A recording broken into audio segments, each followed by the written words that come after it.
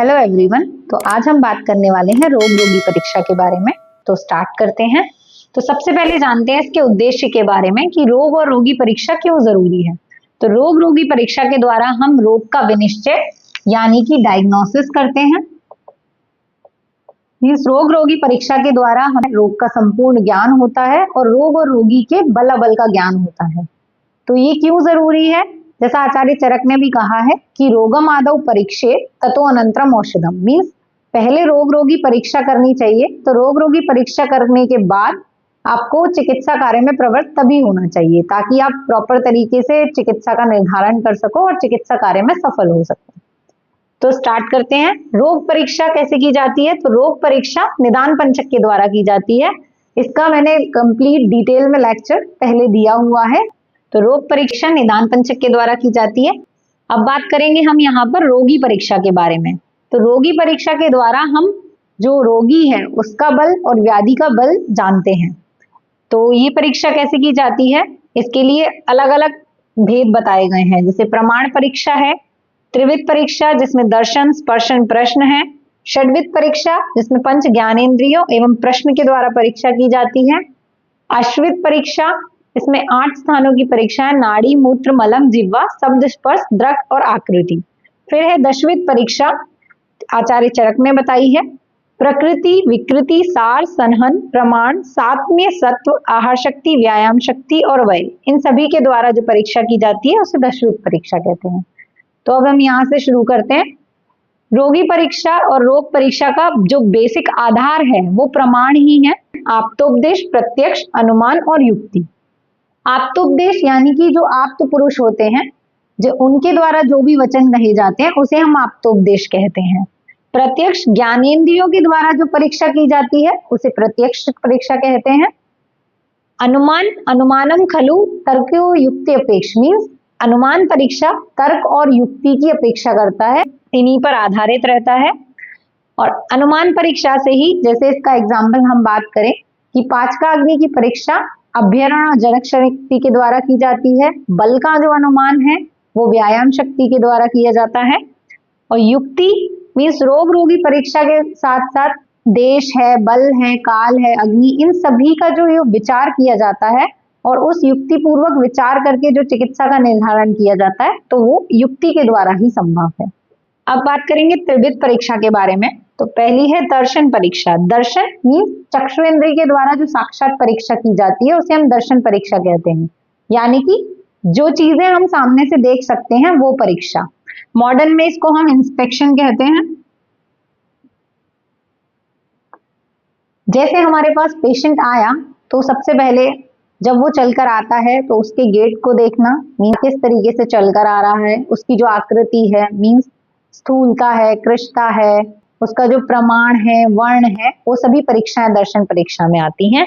जो मॉडर्न के general examinations हैं, जैसे कि हम बात करें टंग का जो इंस्पेक्शन किया जाता है, नेल्स का इंस्पेक्शन किया जाता है कि कहीं क्लबिंग तो नहीं है, या हम बात करें उसका जो बॉडी प्रोपोर्शन है उसको हम देखते हैं, उसका जो कलर चेंज है, वर्ण जो है वो देखते हैं, वो सभी इंस्पेक्शन परीक्षा के अंतर्गत आते हैं।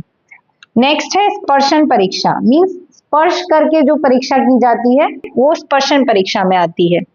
मॉडर्न के अकॉर्डिंग पैल्पेशन और परकर्शन जो है वो स्पर्शन परीक्षा के अंतर्गत ही है। अब इसमें हम बात करें तो जैसे किसी भी स्थान का मृदु और कठिन होना, लक्षण खर होना या उस स्थान का शीत या उष्ण होना, तो ये परीक्षाएं स्पर्श के द्वारा ही संभव है। किसी भी ऑर्गन की बात कर लेते हैं, जैसे हम मस्कुलोस्केलेटल सिस्टम की बात करें, अगर हम उस मस्कुलोस्केलेटल सिस्टम का इंस्पेक्शन करते हैं, जैसे हम नी जॉइंट को देखने वाले हैं, तो वहां पर जो कलर चेंज है, स्वेलिंग है, कोई स्कार मार्क तो नहीं है, ये सब इंस्पेक्शन में आएगा। पैल्पेशन मीन्स वहां पर एडीमा है, अगर उस एडीमा को पैल्पेट करके देखना है, रेंज ऑफ मोशन है जो आप देखते हो वो भी पैल्पेशन में आएगा। अगर हम एब्डोमिनल एग्जामिनेशन की बात करें तो लीवर या स्प्लीन जो पैल्पेट किया जाता है, स्प्लीनोमेगेली या हेपेटोमेगेली को एक्सेस करने के लिए एब्डोमिनल टेंडरनेस है, रिबाउंड टेंडरनेस है या हाइपर एस्थेसिया है, वो सभी पैल्पेशन के द्वारा की जाती है। नेक्स्ट है प्रश्न, मतलब जो आप पूछकर जो परीक्षाएं करते हो वो प्रश्न परीक्षा में आते हैं, यानी कि आप उसे कहते हैं हिस्ट्री या इंटेरोगेशन। तो पेशेंट से पूछकर जो भी चीजें आप पता करते हो वो सब प्रश्न में आएंगी। जैसे पेशेंट अपनी हिस्ट्री देता है, पेशेंट के द्वारा आप उससे कंप्लेंट्स पूछते हो, कितनी ड्यूरेशन से कौन कौन सी कंप्लेंट्स उसको हैं, उसकी जो पर्सनल हिस्ट्री है, फैमिली हिस्ट्री है, मेडिसिनल हिस्ट्री है, कौन सी मेडिसिन वो लेता है या लेता था, सर्जिकल हिस्ट्री, कभी कोई सर्जरी तो नहीं कराई है, उसकी जो अग्नि है, कोष्ठ का प्रकार है, निद्रा है, मूत्र है, इन सभी की जो परीक्षा है वो प्रश्न परीक्षा के द्वारा हम करते हैं। तो नेक्स्ट हम बात करेंगे षड्विध और पंचविध परीक्षा की। पंच ज्ञानेंद्रियों के द्वारा जो परीक्षा की जाती है उसे कहते हैं पंचविध परीक्षा, और उसी के साथ प्रश्न परीक्षा भी की जाए तो उसे हम कहते हैं षड्विध परीक्षा। सभी पांचों ज्ञानेंद्रियों के द्वारा अलग अलग जो परीक्षाएं होती हैं वो पंच ज्ञानेंद्रिय में आती हैं। जैसे हमने इनमें से दो परीक्षाओं की बात कर ली है, चक्षुएंद्रिय के द्वारा जो दर्शन परीक्षा की जाती है वो, और स्पर्शेंद्रिय की जो परीक्षा है वो दोनों के बारे में हमने बात कर ली है। नेक्स्ट हम बात करेंगे घ्राण इंद्रिय की परीक्षा। तो जो शरीर की जो प्राकृत और वैकृत गंध है उसको अभ्यास के द्वारा ही जाना जाता है, और ऐसे ही बहुत सारे रोग हैं जिनमें अलग अलग गंधों के बारे में वर्णन किया गया है। जैसे मधुगंधी है, मधुर गंधी है, कुड़ब गंधी है या विस्त्र गंधी है। तो इस तरीके की जो अलग अलग डिजीज में अलग अलग गंधी है उनकी जो परीक्षा की जाती है वो घ्राणेंद्रिय के द्वारा की जाती है। नेक्स्ट हम बात करेंगे श्रोत्रेंद्रिय की परीक्षा, मीन्स शब्द की परीक्षा की जाती है। बाकी जो हमारे ऑर्गन्स है, हृदय है, फुफ्फुस है, संधि है, आंत्र है, उनकी जी अपनी गति होती है, जो प्राकृत गति होती है उसकी परीक्षा, और प्राकृत के अलावा जो वैकृत गतियां हो जाती हैं उसकी परीक्षा हम श्रोत्रेंद्रिय के द्वारा करते हैं। जैसे अगर हम संधि की बात करें तो संधियों में जो स्फुटन होता है या आंत्र पूजन जो है वो सभी हमारे श्रोत्रेंद्रिय परीक्षा में आएंगे। नेक्स्ट है रसनेन्द्रिय की परीक्षा। रसनेन्द्रिय की जो परीक्षा है वो प्रत्यक्ष परीक्षा के द्वारा नहीं की जाती है, उसकी परीक्षा हम अनुमान के द्वारा करते हैं। तो ये एक इम्पॉर्टेंट पॉइंट आपको हमेशा याद रखना है क्योंकि ये कई एग्जाम्स में पूछ लिया जाता है।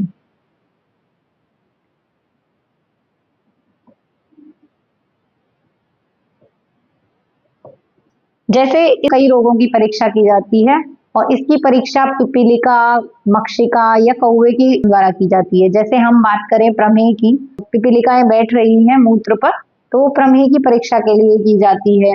ऐसे ही रक्त पित्त की, दुष्ट रक्त की जो परीक्षा की जाती है वो कौवे के द्वारा की जाती है। तो ऐसे विभिन्न रोगों में जो रसनेंद्रिय की परीक्षा है वो अनुमान के द्वारा की जाती है, और पेशेंट के जो मुख का टेस्ट है उसकी परीक्षा हम प्रश्न परीक्षा द्वारा करते हैं। मीन्स पेशेंट से पूछा जाता है कि उसको कैसा टेस्ट फील हो रहा है। लास्ट है प्रश्न परीक्षा, इसके बारे में भी हमने पहले बात कर ली है। तो ये है षड्विध परीक्षा। अब बात करेंगे हम अष्टविध परीक्षा की। तो ये एक इम्पॉर्टेंट है, इसके बारे में योग रत्नाकर ने बताया है। इसमें अष्ट परीक्षाएं हैं। तो सबसे पहले बात करते हैं हम नाड़ी परीक्षा के बारे में। तो नाड़ी परीक्षा का ज्ञान जो है वो सतत अभ्यास से और अनुभव से आता है। नाड़ी परीक्षा करने के लिए हस्त अंगुल पर जीव साक्षिणी धमनी यानी कि रेडियल आर्टरी यहाँ पर जो है वहां पर तीनों उंगलियों को प्रेस करके स्पर्श के द्वारा ये परीक्षा की जाती है। नाड़ी परीक्षा का वर्णन शाड़ंगधर के द्वारा किया गया है। इसकी अलग अलग गति बताई है कि वात के प्रकोपित होने पर जलौका और सर्प के जैसी गति मिलती है, पित्त प्रकोपित हो तो कुलिक, काक, मंडूक की जैसी गति होती है, और कफ के प्रकोपित होने पर हंस या पारावत गति मिलती है। साथ ही नाड़ी परीक्षा में हम क्या क्या देखते हैं, तो उसकी जो गति है मीन्स रेट है, रिदम है, वॉल्यूम है और उसका वेग है, फोर्स है, उन सभी की जानकारी हमें लेनी होती है। नेक्स्ट बात करते हैं मूत्र परीक्षा के बारे में। तो मूत्र परीक्षा में हम क्या क्या देखेंगे, मूत्र परीक्षा के द्वारा हम मूत्र की जो प्रवृत्ति है मीन्स उसकी फ्रिक्वेंसी कितनी है, उसका वर्ण कैसा है, उसका सनहन कैसा है, गंध कैसी है, वेग कैसा है। जैसे मॉडर्न में भी हम यूरिन का जो रूटीन एग्जामिनेशन करवाते हैं तो उसमें फिजिकल, केमिकल और माइक्रोस्कोपिक एग्जामिनेशन आते हैं। जैसे फिजिकल एग्जामिनेशन में उसका वॉल्यूम है, ट्रांसपेरेंसी है, उसकी स्पेसिफिक ग्रेविटी है, नेक्स्ट उसका पीएच देखते हैं। केमिकल एग्जामिनेशन में यूरिन में शुगर प्रेजेंट तो नहीं है, कीटोन्स प्रेजेंट तो नहीं है, एल्ब्यूमिन प्रेजेंट तो नहीं है, ये देखा जाता है। साथ ही साथ पस सेल्स हैं, एपिथेलियल सेल्स हैं, कास्ट है, क्रिस्टल्स हैं, ये सभी भी प्रेजेंट तो नहीं है, तो ये सब हम मूत्र परीक्षा के द्वारा ही देखते हैं। साथ में योग रत्नाकर ने मूत्र के लिए स्पेशली तेल बिंदु परीक्षा का वर्णन किया है। ये भी एग्जाम पर्सपेक्टिव से एक इम्पोर्टेंट क्वेश्चन है कि तेल बिंदु परीक्षा का वर्णन किसने किया है, तो योग रत्नाकर के द्वारा ही तेल बिंदु परीक्षा का वर्णन किया गया है। तो इसमें क्या किया जाता है, जो रात्रि के अंतिम पहर का मूत्र होता है उसकी मध्य धार को लेते हैं और कांच के पात्र में उसको रख देते हैं। फिर सूर्योदय होने पर एक तृण की सहायता से तिल तेल की एक बूंद को उसमें गिराया जाता है। अगर वो बूंद जल्दी से फैल जाती है तो रोग जो होता है वो साध्य होता है, या फिर वो जो बूंद है वो डूब जाए तो रोग असाध्य माना जाता है। तो ये जो परीक्षा है वो तेल बिंदु परीक्षा। नेक्स्ट हम बात करेंगे मल परीक्षा के बारे में। मल परीक्षा में भी हमें मल की जो प्रवृत्ति है, उसका संहन है, मीन्स उसकी कंसिस्टेंसी कैसी है, उसकी गंध कैसी है, उसमें रक्त तो नहीं है, आम तो नहीं है, तो इन सभी की जो जानकारी है वो हमें मल परीक्षा के द्वारा मिलती है। मॉडर्न में भी इसकी जो परीक्षा की जाती है उसमें ये जो परीक्षाएं हमने बोली, इसके अलावा म्यूकस की परीक्षा है, ऑकल्ट ब्लड है, ओवा है, सिस्ट है, ईस्ट है, हेलमिन्स है, इन सभी का जो एग्जामिनेशन है वो स्टूल एग्जामिनेशन के द्वारा किया जाता है। तो ये मल परीक्षा कई रोगों में करनी होती है, जैसे अतिसार है, विसूचिका है, प्रवाहिका है, ग्रहणी है, उनमें की जाती है। नेक्स्ट हम बात करते हैं जीवा परीक्षा के बारे में। तो जीवा परीक्षा में जीवा की आकृति कैसी है, उसका रंग कैसा है, उसके अंकुर कैसे हैं, वो देखे जाते हैं, उनकी परीक्षा की जाती है। आम की कंडीशन में भी जीवा कोटेड हो जाती है, तो उसमें व्हाइट कोटिंग दिखने लगती है। मुख्य रूप से कहा जाए कि अन्न व स्रोतस की जो भी विकृतियां होती हैं वहां पर ही जीवा की परीक्षा प्रमुख रूप से की जाती है। साथ ही साथ जो रोग हैं जैसे ज्वर है, अंत्र अवरोध है, इनमें जीवा की परीक्षा करनी होती है। नेक्स्ट है शब्द परीक्षा। तो शब्द परीक्षा भी विभिन्न रोगों में की जाती है, जैसे स्वर भेद है, कास्ट है, अपतंत्रक है, रक्तपित्त है, ऐसे कई रोगों में शब्द के द्वारा भी परीक्षा की जाती है। नेक्स्ट है स्पर्श परीक्षा। तो त्वगेंद्रिय या त्वचा की जो परीक्षा है, ये मीन स्किन का जो एग्जामिनेशन है वो स्पर्श के द्वारा किया जाता है। जैसे वात से प्रकोपित होने पर त्वचा रूक्ष और कृष्ण वर्ण की मिलेगी, पित्त से प्रकोपित होने पर पीत वर्ण हो जाएगा, उष्ण होगी, और कफ से प्रकोपित होने पर शीत और श्वेत वर्ण की मिलेगी। मॉडर्न में भी स्किन का एग्जामिनेशन जो किया जाता है, कोई स्कार मार्क है, हाइपोपिगमेंटेशन है या हाइपर पिगमेंटेशन है, कोई हेमरेज तो नहीं है, ये जो परीक्षाएं हैं वो स्किन एग्जामिनेशन में आती है। इसके अलावा कोई भी इरप्शंस जैसे कि मैक्यूल्स हैं, पैप्यूल्स हैं, व्हील्स हैं, पस्ट्यूल्स हैं, ये सभी का एग्जामिनेशन भी स्पर्श परीक्षा के अंतर्गत आता है। नेक्स्ट है द्रक मीन्स नेत्र की परीक्षा। तो नेत्र की शोफता है मीन्स स्वेलिंग है, रक्तता है, तो इसकी परीक्षा द्रक परीक्षा के अंतर्गत आती है। और ये कई रोगों में की जाती है, जैसे वृक्क विकार है, रक्तपित्त है, मधुमेह है, प्रमेह है, या उच्च रक्तचाप है, पांडु है, कामला है, तो इनमें द्रक की परीक्षा की जाती है। क्योंकि जैसे पांडु और कामला की बात करें तो जॉन्डिस में जो इक्टेरस देखने को मिलता है या कामला में जो पीत नेत्र मिलते हैं उसका एग्जामिनेशन भी द्रक परीक्षा से किया जाता है। लास्ट है आकृति की परीक्षा। मीन शरीर की जो स्थूलता है, कृशता है, उसकी जो आकृति है उसकी परीक्षा हम आकृति परीक्षा के अंतर्गत करते हैं। ये भी विभिन्न रोगों में की जाती है, जैसे यकृत विकार है, वृक्क विकार है, राज्यक्षमा है, हार्मोनल इम्बैलेंसेस के द्वारा होने वाली जैसे हाइपोथायराइडिज्म है, एडिसन्स डिजीज है जिसमें वेट गेन या ओबेसिटी, इनकी प्रॉब्लम्स देखने को मिलती हैं। ऐसे सभी डिजीजेस में हमें आकृति की परीक्षा करनी होती है। लास्ट हम बात करेंगे दशविध परीक्षा। तो इससे पहले ये जो त्रिविध परीक्षा, षड्विध परीक्षा और अष्टविध परीक्षा थी, इसके द्वारा हमें व्याधि के बल के प्रमाण के बारे में जानने को मिलता है। दशविध परीक्षा हम आतुर बल प्रमाण को जानने के लिए करते हैं और ये आचार्य चरक के द्वारा वर्णित की गई है। तो सबसे पहला है प्रकृति।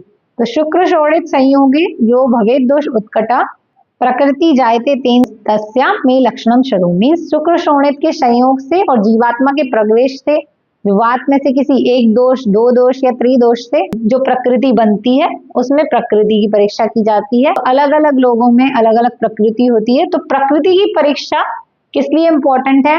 मीन्स प्रकृति की परीक्षा करने के बाद आप रोग का निदान है, उसकी साध्यता असाध्यता है, औषध का निर्धारण है, वो सब करने में हमें सहायता मिलती है।